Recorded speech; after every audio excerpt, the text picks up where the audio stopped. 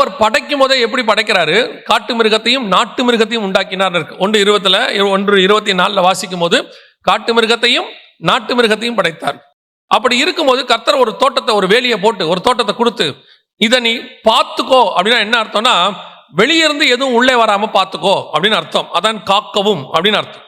அப்போ இந்த சர்ப்பம் என்பது தோட்டத்துக்குள் இருந்த மிருகம் அல்ல, தோட்டத்துக்குள் வந்த மிருகம், காட்டு மிருகம். தோட்டத்துக்கு வெளியே இருக்கிறதுக்கு பேர் தான் காடு.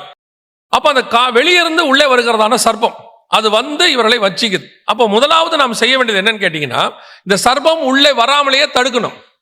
சர்ப்பம் உள்ளே வராமலேயே தடுக்கணும். அது 2 பேருக்கும் உரியது. ஆதாமுக்கும் உரியது, ஏவாளுக்கும் உரியது.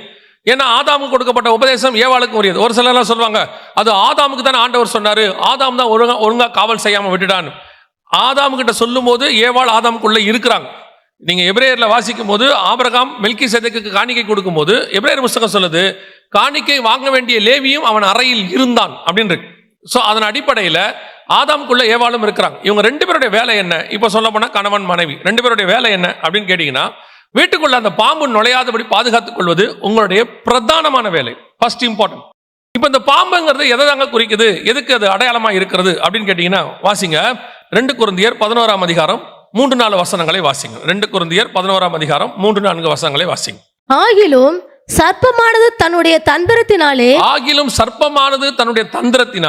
ஏவாளை வஞ்சித்தது போல உங்கள் மனதும் கிறிஸ்துவை பற்றிய உண்மையினின்று விலகும்படி கெடுக்கப்படுமோ என்று பயந்திருக்கிறேன். இப்ப அத பவுல் எதுக்கு கம்பேர் பண்ணி எழுதுறார், ஆவியானவர் எழுதுறாருன்னு கேட்டீங்கன்னா, எப்படி சர்ப்பம் வந்து ஏவாளை வஞ்சித்ததோ அந்த உபதேசத்துக்கு ஈக்குவலா எழுதுறார். எந்த உபதேசம்?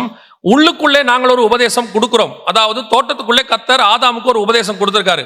என்ன கொடுத்திருக்காரு? இதை சாப்பிடாத, இதை சாப்பிட்டா நீ மரணம் அடைவ. இது சாப்பிடுறதுங்கிறது எதுக்கு அடையாளமா இருக்குன்னா உபதேசம், போஜனபானம். சோ சாப்பிடுறது அவர் எதுக்கு அடையாளமா கொண்டாடுறா? உபதேசத்துக்கு கொண்டாடுறாரு.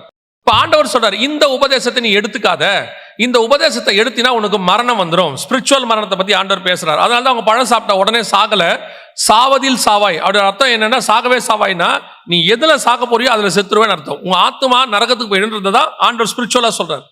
அப்போ முதலாவதாக தோட்டத்துக்குள் ஒரு உபதேசம் கொடுக்கப்படுகிறது. இந்த உபதேசத்துக்கு மாறாக ஒரு உபதேசம் வெளியிருந்து உள்ளே வருது. அந்த உபதேசம் என்ன சொல்லுது? சாப்பிடுன்னு சொல்லுது. இவரு சாப்பிடாதேங்கிறாரு, அது சாப்பிடுங்குது. இவர் மரணம் அடையுங்கிறாரு, அவன் மரணம் அடைய மாட்டேங்கிறான். அப்படியே ஆப்போசிட் உபதேசம்.